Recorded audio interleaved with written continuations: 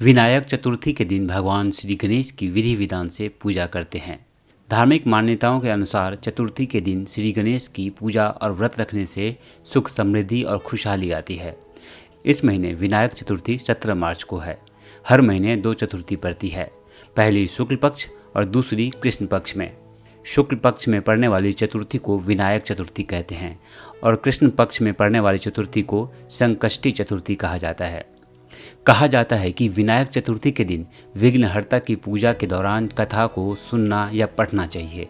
मान्यता है कि विनायक चतुर्थी के कथा सुनने या पढ़ने से भक्तों के समस्त कष्ट दूर हो जाते हैं। विनायक चतुर्थी कथा।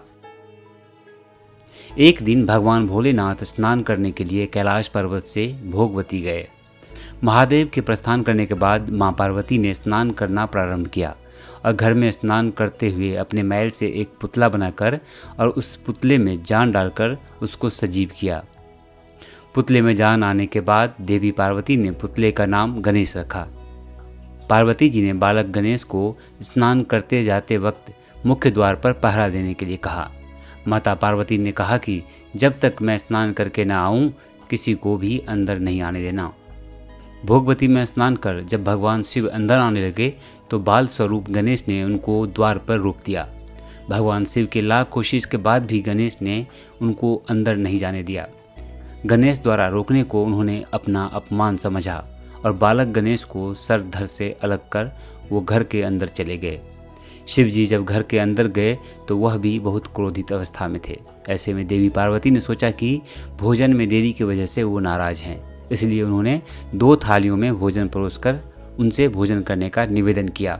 2 थालियां लगी देखकर शिव जी ने उनसे पूछा कि दूसरी थाली किसके लिए है। तब पार्वती जी ने जवाब दिया कि दूसरी थाली पुत्र गणेश के लिए है, जो द्वार पर पहरा दे रहा है। तब भगवान शिव ने देवी पार्वती से कहा कि उसका सिर मैंने क्रोधित होने की वजह से धड़ से अलग कर दिया। इतना सुनकर पार्वती जी दुखी हो गई और विलाप करने लगी।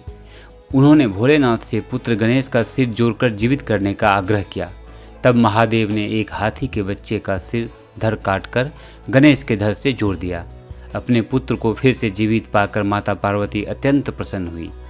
कहा जाता है कि जिस तरह शिव ने श्री गणेश का नया जीवन दिया था, उसी तरह भगवान गणेश भी नया जीवन अर्थात आरंभ के देवता माने जाते हैं।